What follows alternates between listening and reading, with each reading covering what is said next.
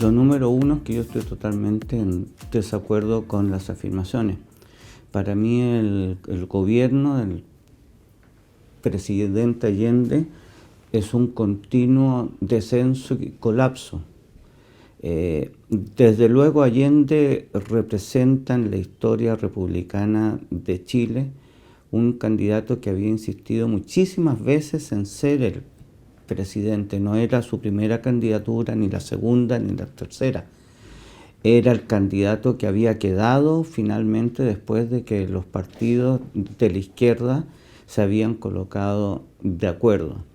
Y esto, a mi modo de ver, marca una cuestión, digamos, esencial: la debilidad estructural del apoyo electoral. Allende es elegido con un tercio y no puede jamás comprometer a la democracia cristiana. Bien es cierto que hoy día sabemos que Radomiro Tomic intentó ser más cercano a la Unión Soviética que el propio Salvador Allende. Así lo explicitó en reuniones que están bien documentadas en el trabajo de Olga Ulianova, de cómo Tomic dice: yo soy más unidad popular que Allende. Pero la verdad es que la democracia cristiana, después del fracaso electoral del sector más tercerista, se inclina por la vía, entre comillas, más conservadora, que es la de Patricio Aylwin, una línea bastante más militante, oportunamente militante, respecto de cierto contenido de rechazo. También porque en el programa de la UP, al comienzo de su gobierno, se denunciaba el apoyo desembosado de Estados Unidos en el programa de gobierno de Eduardo Frei. Por tanto, que es lo que diríamos, tenía un apoyo del 30%, y a pesar de que retóricamente la candidatura de la UP era concomitante con la de Radomiro Tomic, no lo era con el partido. Al contrario, manifestaba que el reformismo era una especie de engaño y que el reformismo demócrata cristiano era parte de una estrategia del imperialismo estadounidense. De modo que Allende se va a batir con el apoyo de sus incondicionales.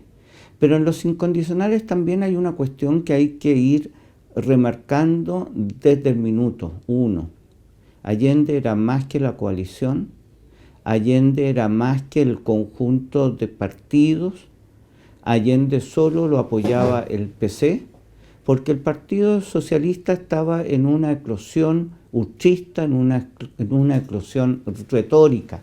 Allende tiene muchos instantes en los cuales tiene que enfrentarse con su misma militancia, como cuando viaja a Concepción y entonces le exigen definiciones, le preguntan si la revolución con vino tinto y empanadas está en la revolución de los mencheviques o de los bolcheviques. Y Allende responde bastante irritado, diciendo: lo importante es hacer la revolución, no estar discutiendo cuestiones teóricas. Al igual que hoy día, la extrema izquierda estaba sobresaturada de teoría, sobresaturada de marcos teóricos, en este caso eran más rígidamente marxistas. Había un conjunto de influencias ultristas en los cuales la tradición parlamentaria y retórica de Allende, que en algún momento había sido muy distante del Partido Comunista, termina teniendo como único aliado real y disciplinado al PC. Y eso es una cuestión que es bastante significativa.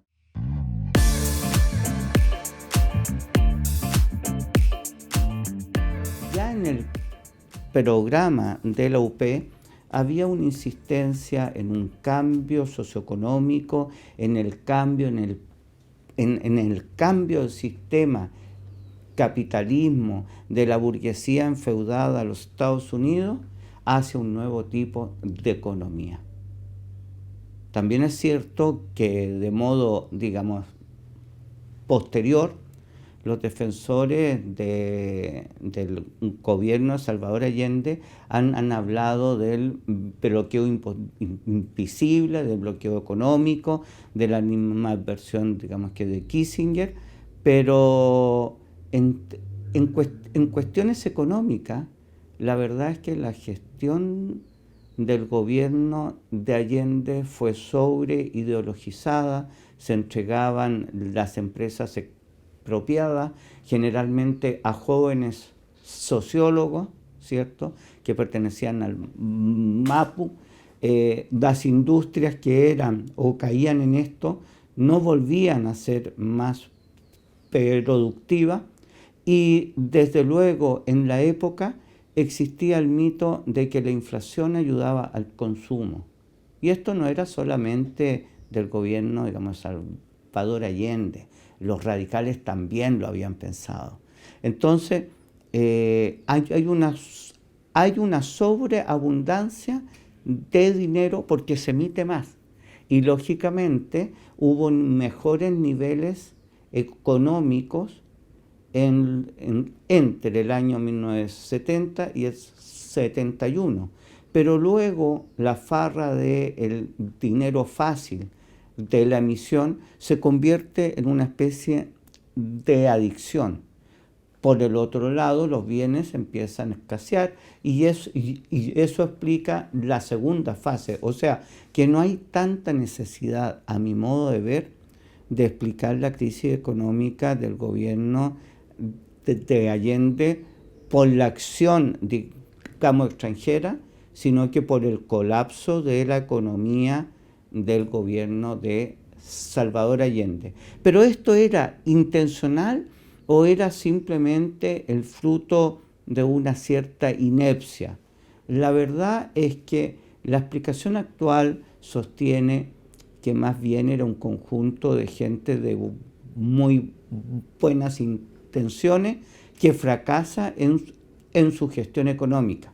Pero cuando uno revisa los discursos de Buscovich, se da cuenta que el propósito de Buscovich es hacer quebrar la economía, pero hacer quebrar un modelo de economía, o sea, no la economía en sí, sino que la gestión de la empresa no estatal. Por tanto, no es algo ni casual ni que no tenga la explicación.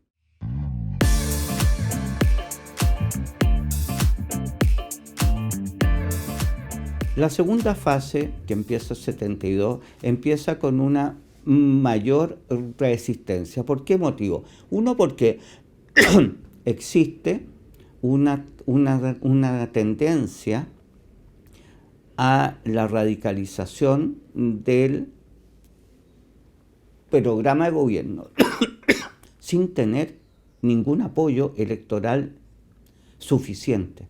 Nunca el gobierno de Allende llegó siquiera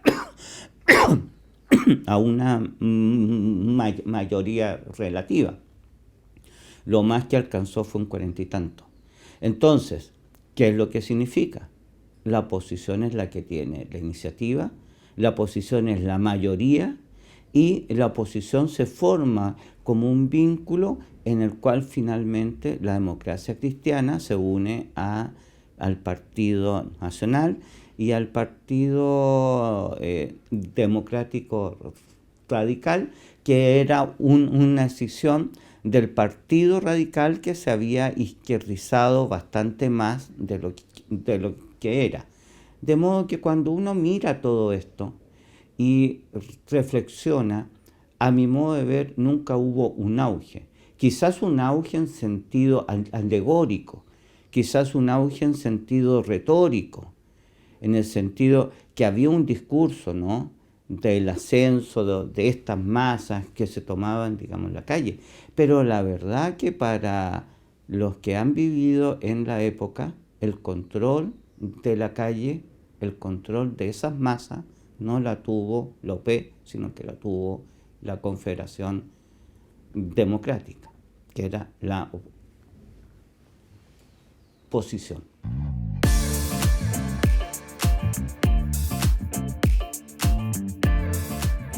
Bien, yo creo que en esta gran idea de la unidad popular, de construir un nuevo tipo, digamos, de sociedad, un nuevo tipo, digamos, de economía, la gran mayoría de lo que se ha eh, descrito como las realizaciones solo se pueden entender dentro de un determinado clima o interpretación, que es bastante, digamos, lógica. Sin embargo, yo diría que lo que tuvo un apoyo generalizado fue haber completado el proceso de nacionalización, digamos, del cobre. La verdad que esto es bastante más complejo de lo que se ve, porque ya en el gobierno de Eduardo Frei se había ya conseguido la preeminencia del fisco en la explotación. Pero sin embargo, lo que hace Allende es la causa de su popularidad y de su desgracia también. ¿Por qué motivo? Porque él adoptó una teoría que venía de antes, que no era de él estrictamente hablando, que era que los Estados Unidos le debían dinero a Chile por el precio subsidiado del cobre durante la Segunda Guerra Mundial. Y en consecuencia, merced a toda una construcción económica retrospectiva, se sostenía que Chile podía nacionalizar el remanente sin pagar ni un centavo a las empresas estadounidenses. Esto fue lo que me comentaba a mí un colega estadounidense, lo que se llamó la doctrina Allende, la nacionalización sin la indemnización. Evidentemente que esto generó un conjunto de reacciones muy negativas, ¿no? En el sentido que los estadounidenses no podían aceptar como doctrina, digamos, internacional la indemnización o sea, o sea, que no hubiera indemnización. Y esto causó la radical repulsa de Casa Blanca. O sea, que ahí está el momento en el cual Allende consigue los votos de la derecha en esta nacionalización. Alejandro San Francisco tiene un texto muy iluminador de esto, y luego viene la debacle por cuál es la solución adoptada. La solución adoptada hoy día vista no era buena, no estaba bien justificada. Había toda una retórica acerca de cuánto nos debían los estadounidenses a nosotros, que era una cosa un poquito loca, ¿no? Pero que se aceptaba en la época.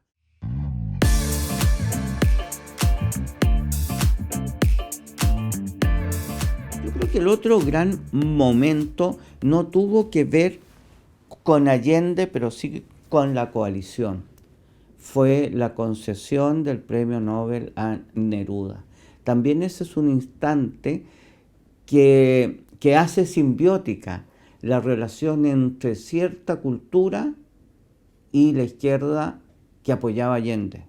Neruda era un vocero, era un hombre que encarnaba el ideario del Partido Comunista, y evidentemente la concesión de un premio Nobel, aunque en su talento literario no tuviera nada que ver el gobierno de Salvador Allende, como no lo hubiera tenido ningún otro gobierno tampoco, apoyaba la singladura de la experiencia de la UP. Y esto yo quiero decir que hay un punto de vista, porque a veces hay ciertas interpretaciones que dicen en Chile era el objeto mundial de toda la atención. Bueno, Chile era uno de los muchos objetos, digamos, de atención. Pero sin duda tiene yo creo, repercusiones, digamos, distintas, porque tiene también un entramado de lecturas distintas. Desde Europa se veía a Allende más bien como un líder del tercer mundo, como un líder nacionalista incluso, como un líder del tercer mundo, más que como un rígido marxista. De hecho, hay una anécdota que no es anécdota, ¿no?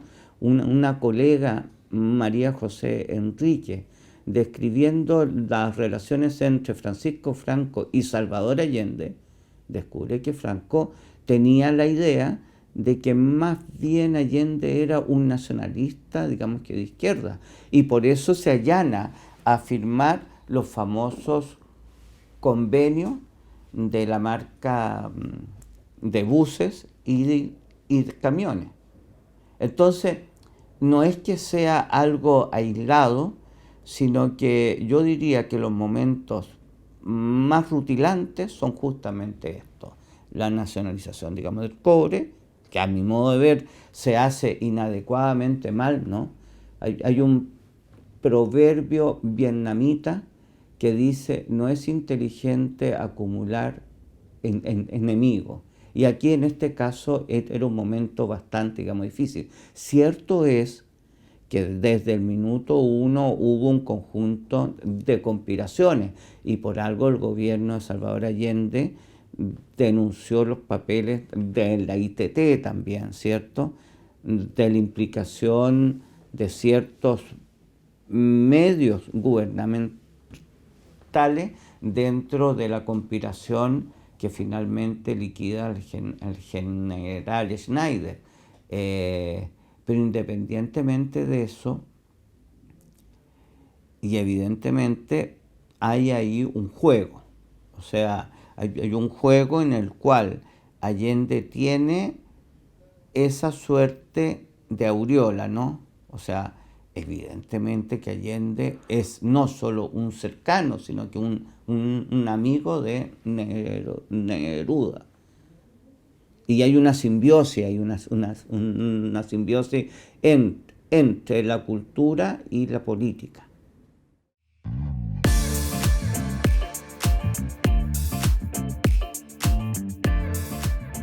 Bueno, lo que hay que decir, primero que nada, es que a mi modo de ver, el talento de Allende era superior a su coalición. Eso yo creo que hoy día también se ve, ¿no? Un líder que es capaz de trasuntar, que es capaz de ver más allá. Allende se da cuenta de la importancia de la Iglesia Católica. Busca encontrar un punto de apoyo con Raúl Silva Enrique, pero no logra nunca encajar con la democracia cristiana porque en el fondo el lenguaje de su coalición y el lenguaje del mismo era contra la democracia cristiana. De modo que eso era imposible. O sea, era una tarea que le superaba. Pero también hay cierta torpeza en los aliados. Hay torpeza en todo el mundo fragmentado de la ultraizquierda, de la izquierda cristiana, el MAPU, el VOP, ¿cierto? El Partido Radical y el Partido Socialista, versus la disciplina y lo cuerdo que se van a manejar los del PC. Pero también hay distintas formas de mirar esto, ¿no? Cuando viene a Chile Fidel Castro, su acción fue más bien disruptiva. No solo se quedó un enorme número de días, no solo habló, convocó a las masas, subvertió a las masas, le dio consejos a Allende, es decir, era un amigo que disparaba el fuego amigo y que en realidad no hizo ningún esfuerzo ni por contener la polarización, ni por entender que Chile no era Cuba. Yo creo que esa cuestión es esencial. Yo creo que él pensaba que las Fuerzas Armadas de Chile eran como las fuerzas de Fulgencio, digamos que Batista, que se iban a dividir, que eran un conjunto de los hacendados, que no había disciplina, porque eso era lo que él había visto, tampoco lo podemos culpar, ¿no?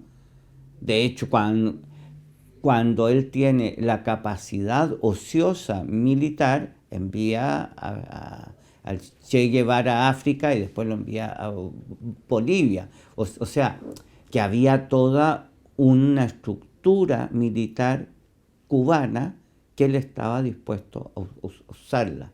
Yo creo que la inclusión en el cóctel de Cuba fue muy, muy maligna, no solo para lo que era la UP, sino que para lo que era el conjunto de los acontecimientos.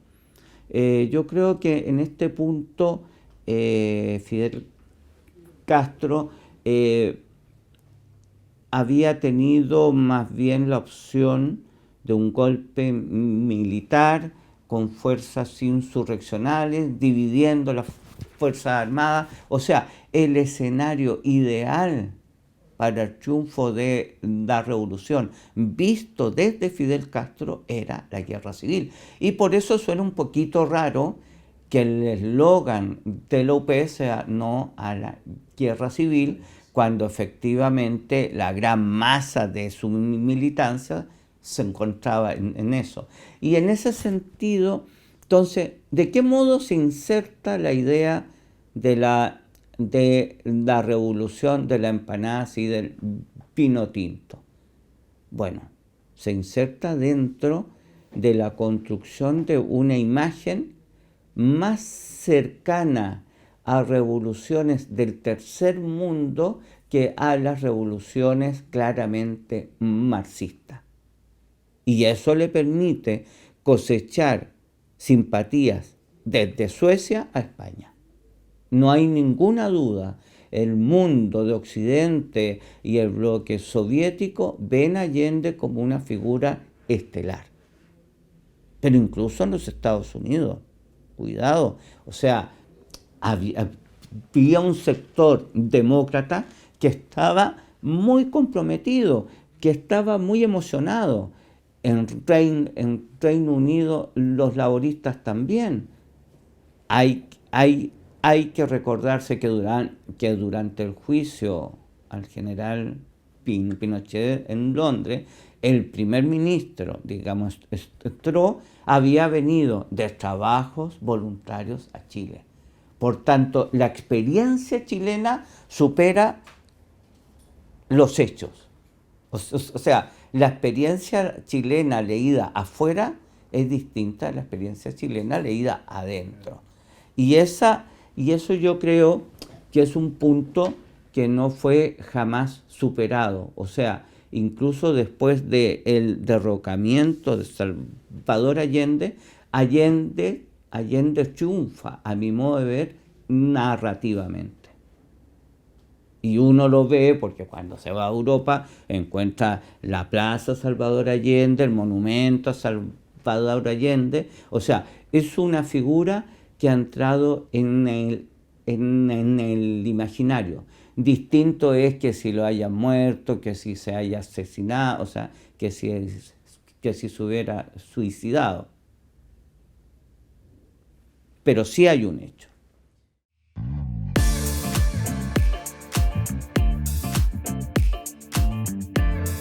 Lo que ocurre es que hay que entender que la prensa nacional era una prensa que contribuyó a la polarización, había un clima de guerra civil, había un deterioro evidente del prestigio de la autoridad. El diario Clarín, por ejemplo, publicaba bajo el gobierno de Salvador Allende unos titulares enormes que decían: la señora habló tal cosa, aludiendo en una posición homofóbica a Jorge Alessandri. La deriva del gato Gamboa fue muy perniciosa para el estilo en general.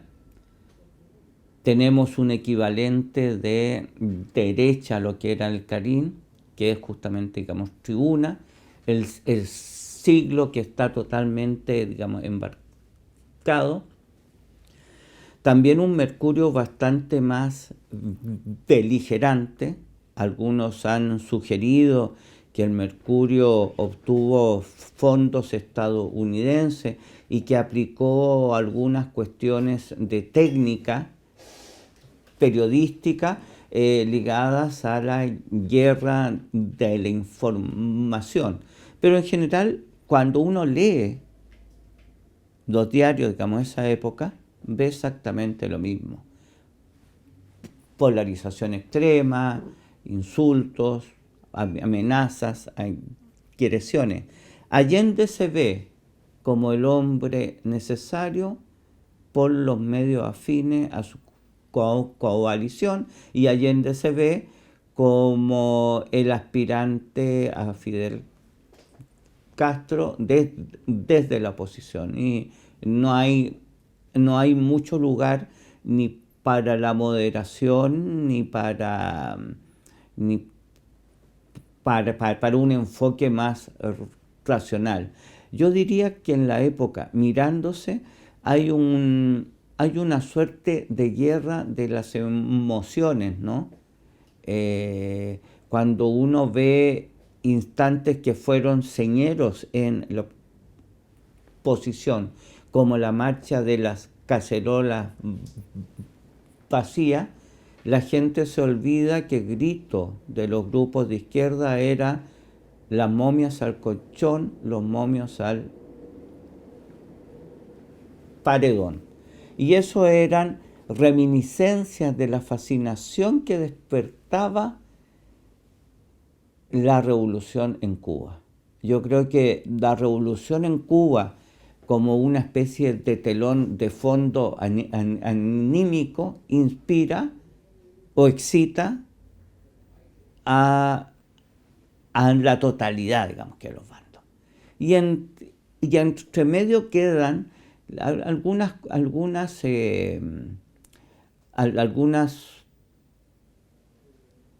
posiciones intermedias, como las del cardenal Raúl Silva Enrique. Hay también ahí un punto de inflexión que explica, nosotros hemos dicho, la huelga, digamos, camioneros, ¿cierto?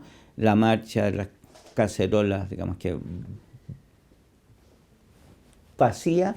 Y un tercer hecho que es muy importante: la ENU.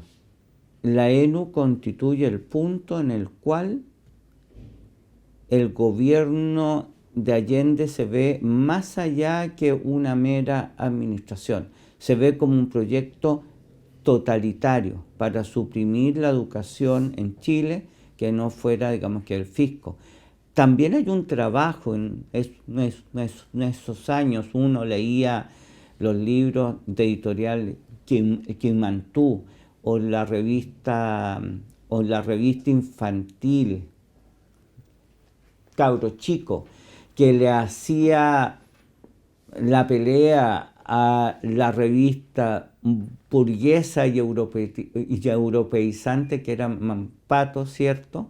Uno ve un esfuerzo pedagógico por la marxistización de la educación, y eso es evidente. Yo recuerdo la marcha de los colegios que eran de inspiración católica, marchando por una alameda con el socavón del metro, porque Allende no apoyó nunca la idea del metro. Para él el metro era un invento hecho para favorecer a los ricos, y por eso nunca lo apoyó, lo cual es bastante absurdo, ¿no? Al día de hoy, y antes también. Y entonces recuerdo yo cómo todos estos grupos de ultra izquierda se dedicaban a tirar piedra a las masas de los secundarios. También en esa época se pierde el control, y esto es bien, digamos, que decisivo, de la Federación de Estudiantes Secundarios de Liceos, porque Teresa Lamán se cambia de colegio y lidera es con confederación. De modo que ahí yo creo que la UP pierde la iniciativa como estratégica, y si bien tiene un fan club bastante fuerte y duro y una narrativa muy exitosa, pero no logra cambiar el equilibrio de fuerzas. Y eso es lo, digamos que, decisivo. Es un gobierno radical impulsando las transformaciones que no puede conseguir electoralmente.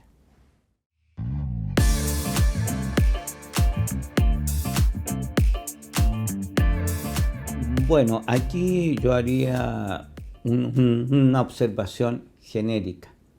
La historia de Chile sería mucho más fácil si la democracia cristiana no hubiera existido, pero la democracia cristiana existe.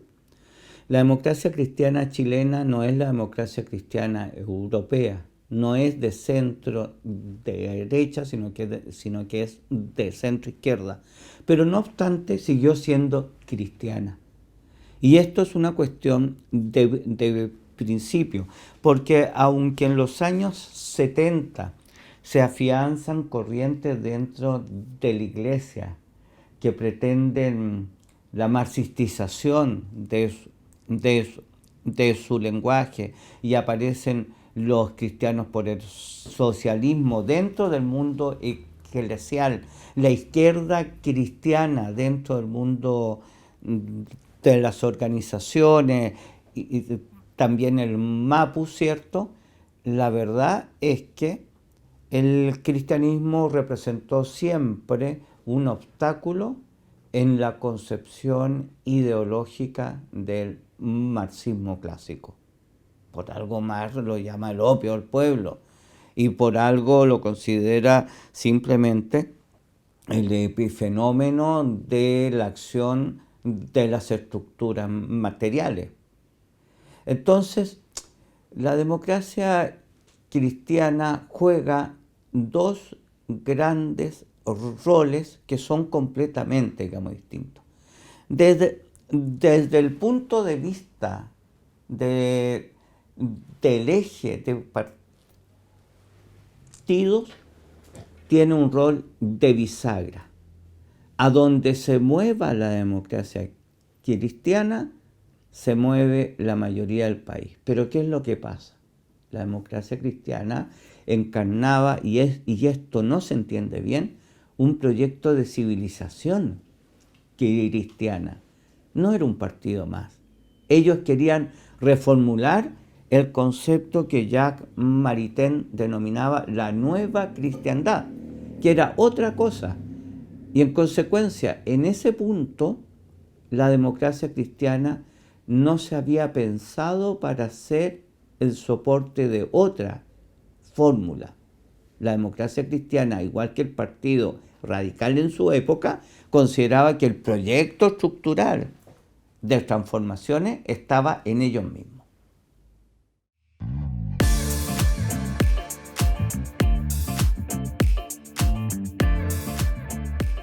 Tiene que ver con la Iglesia. La Iglesia y la democracia cristiana tienen una relación simbiótica, sobre todo después de la desarticulación en el año 66 del Partido Conservador, que queda como el único partido de naturaleza cristiana, no confesional, pero cristiana.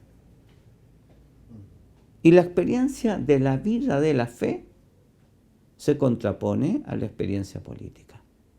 La experiencia de la vida de la fe, las nociones de redención, salvación, expiación, culpa, digamos, no tienen que ver con la culpa del marxismo ni con los conceptos de la alineación. Entonces, ahí hay un juego que Allende instala discursivamente más en el apoyo de la democracia cristiana y una suerte de como rememoranza de un supuesto papel transformador de Cristo casi equivalente a Castro. Pero todo eso es una superchería teológica, política. No tiene ningún sentido desde el punto de vista de qué es la fe, digamos, del catolicismo. La fe del catolicismo es otra cosa. Entonces, Allende se trata de apoyar en Raúl Silva Enríquez, que había sido alguien bastante ajeno a fuerzas conservadoras, bastante y visceralmente antiderechista. Trata de aprovechar eso, pero lo que no se da cuenta es que Raúl Silva Enríquez es intrínsecamente demócrata cristiano. Y es fácil suponer que los demócratas cristianos están al servicio de la ITT, del gobierno de los Estados Unidos, de la derecha, del latifundio, pero en resumen no se entiende qué es la democracia cristiana. Entonces, claro, son esfuerzos que no cuajan porque si bien hay un interés real de Raúl Silva Enríquez por lograr frenar la deriva del enfrentamiento, la democracia cristiana está en una posición sólidamente anti-marxista, que también viene de sus bases. Porque, ¿por qué viene de sus bases? Primero, porque se intentan suprimir los colegios y universidades pues católicas.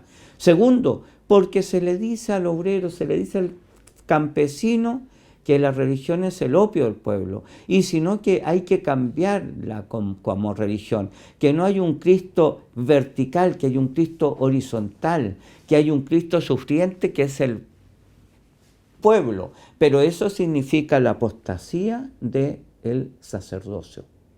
Y por eso tanto el Papa como Raúl Silva Enríquez castigan a los cristianos por el socialismo, porque están desahuciando la promesa de su ordenación. Claro, todo esto es un misterio, no tiene nada que ver con un concepto natural. Pero evidentemente no podemos dejar de considerar el peso implícito de la resistencia del catolicismo. Y eso explica por qué nunca llegan a un acuerdo final.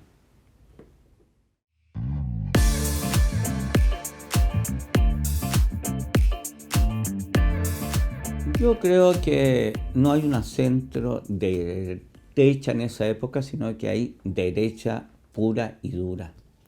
Es una derecha que emerge después del colapso del Partido Liberal y del Partido Conservador, la unión con los grupos nacionalistas, y aparece una derecha nueva, nacional o nacionalista, laica y también modernizadora.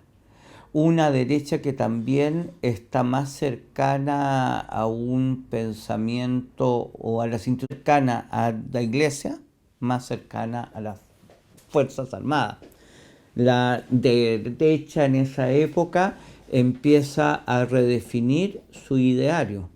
Se pasa del conservatismo clásico, que era a veces anticomunista y a veces no lo era, cuidado, de concepciones acerca de una economía humana a una economía liberal, y dice economía liberal, o lo que se entendía en la época, porque no es lo mismo, no es una concepción neoliberal. Hoy día está muy de moda hablar de que el neoliberalismo existe en todas sus formas y una especie, digamos, de mantra, digamos, interpretativo, pero eso es absurdo. Para el año 70 nadie era neoliberal, no existían los neoliberales. Así que todo eso es una construcción Y el liberalismo clásico económico era un liberalismo bastante flojo, más bien era keynesiano, pero que era la época, o sea, tampoco era algo que digamos extraordinario.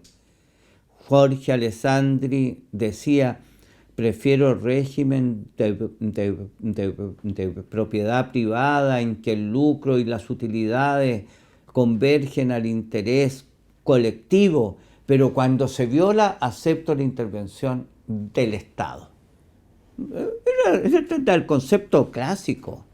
Cualquier persona que diga otra cosa está fuera de lo que las fuentes eran. Las fuentes pensaban así. Los empresarios eran más bien proteccionistas.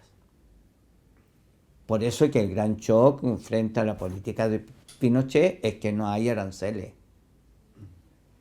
Entonces, la derecha se plantea esto como la subsistencia de la identidad nacional.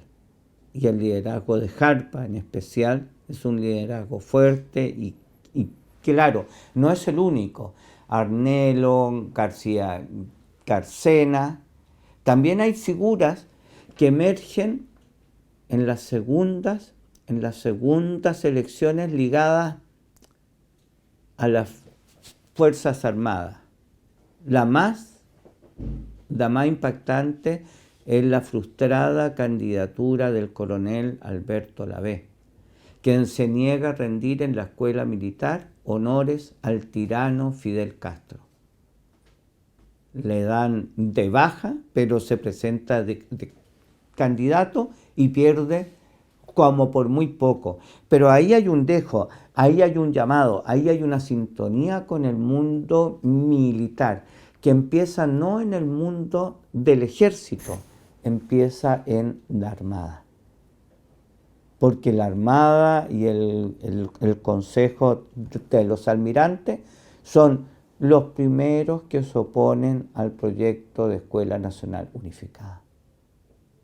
Y hay ahí, en ese punto, una convicción.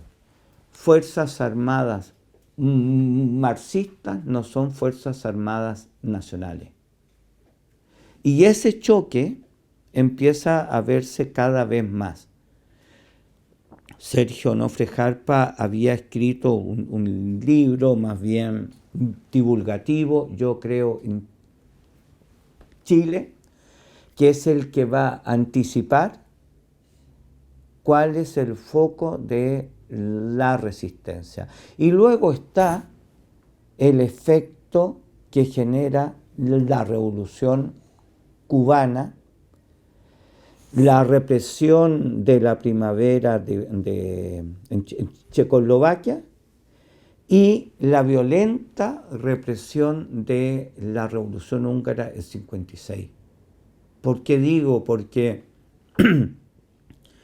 la revolución húngara se transmitió por la radio en Chile.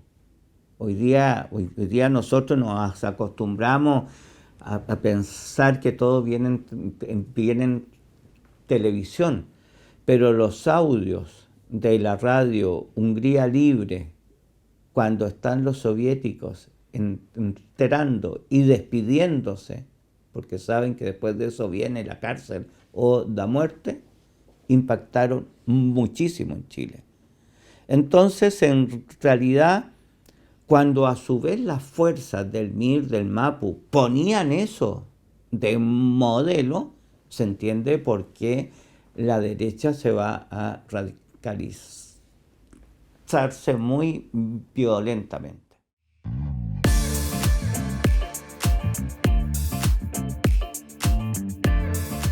Bien, yo diría que en el proyecto de la derecha, desde fines de los 60 y a partir de la poca simpatía que tiene en la derecha la posición de la Iglesia frente a la reforma agraria, la derecha se desliza desde la Iglesia a encarnarse en la admiración y en la reverencia de las Fuerzas Armadas.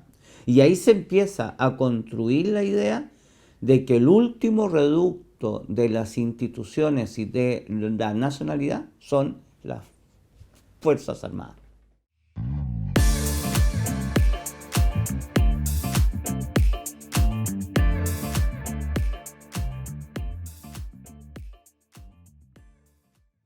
Las relaciones internacionales se pueden tomar de dos puntos, digamos, de vista.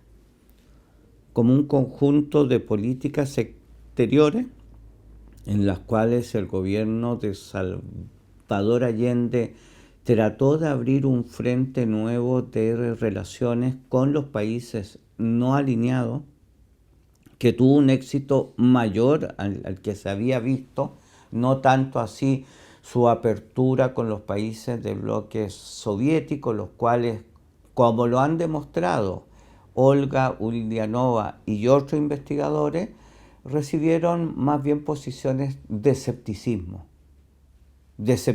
respecto de la factibilidad. Y del otro lado lo podemos ver como política mundial o política internacional, esto es como el choque o la competencia por la hegemonía mundial. Y en ambos puntos hay que decir algunas cuestiones. Respecto del punto de políticas exteriores, la política exterior chilena durante Salvador Allende fue una política que se autodefinió de revolucionaria, en el cual, como lo dice Allende, las convicciones internas coinciden con la expresión de estas en lo internacional. Esto parece muy lógico, pero no es verdad. Primero que nada, porque cualquier género de política exterior se funda sobre la pluralidad de sistemas en el mundo.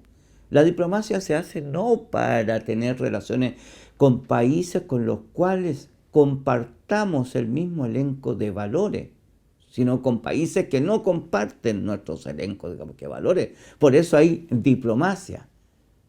Si alguien entiende la política exterior como una suerte de catequización al mundo, cae en una política retórica e ineficaz. Y así ha sido siempre. O sea, Allende lo vio mejor que otros, porque en vez de haber tenido relaciones equidistantes y agresivas con la dictadura militar argentina, se daba cuenta de que Argentina era un país más poderoso, que era el vecino, y que no iba, o sea, y que la función de la política, digamos, exterior era aminorar las amenazas y mantener el nivel de las relaciones en el mejor nivel posible. De modo que, mirada desde el punto de vista de la política exterior, fue una política exterior declamatoria, retórica, ni tan revolucionaria. Yo creo que cuando uno mira y se da cuenta que después de haber denunciado los papeles de la ITT, el complot de la Kennecott, no haber roto relaciones con los estadounidenses, hablan de la debilidad. Pero además hay una cuestión. ¿Dónde está situado Chile? Chile está situado dentro de la Guerra Fría en un bloque que no es el oriental. En un tipo, digamos, de hemisferio a donde no solamente está más cerca de los Estados Unidos, sino que estaba peligrosamente cerca de países que no miraban bien esto.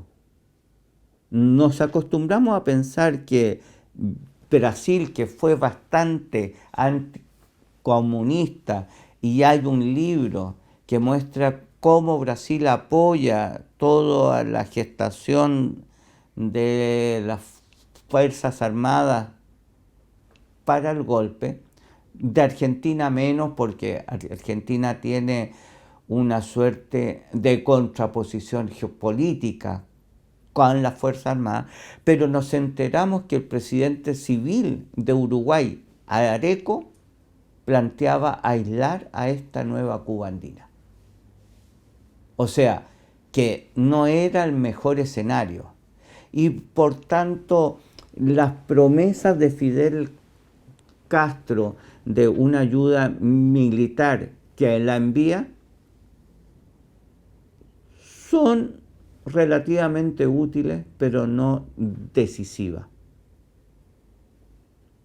Respecto de China, la documentación actual muestra que los chinos no confiaban en Salvador Allende porque era marxista-leninista y no era maoísta.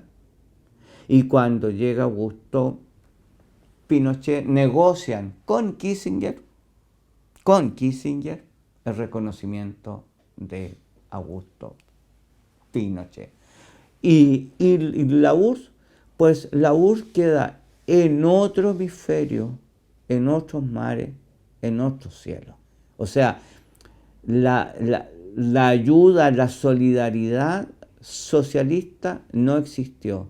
De hecho, Olga Ulianova, habiendo visto los papeles, se enfrenta con una sesión del Partido Comunista de la Unión Soviética en que se discute si para que vaya a triunfar Allende se necesita un subsidio equivalente al de Cuba.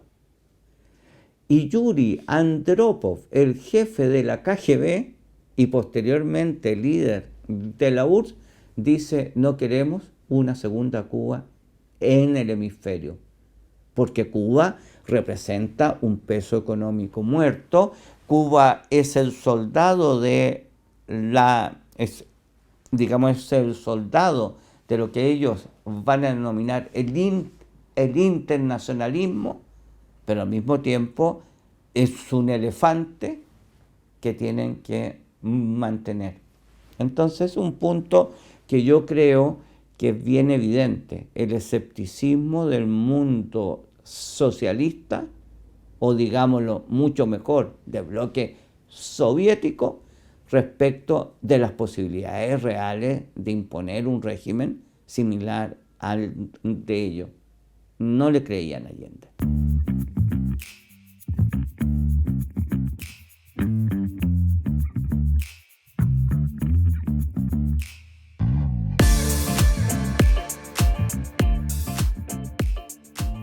Hola, soy Álvaro Iriarte, director de contenidos del Instituto Res Publica. Estamos compartiendo contigo las entrevistas completas que dieron forma a nuestro documental Chile, 1970-1973, Crisis y Muerte de la Democracia. Si aún no lo has visto, te invito a hacer clic aquí. Comparte este contenido a quien creas que le puede interesar y dale like si te gustó. Suscríbete a nuestro canal y activa las notificaciones para estar atento a las próximas entrevistas públicas, especial 50 años, y a todo el contenido que está por venir y en el que hemos estado trabajando. Síguenos.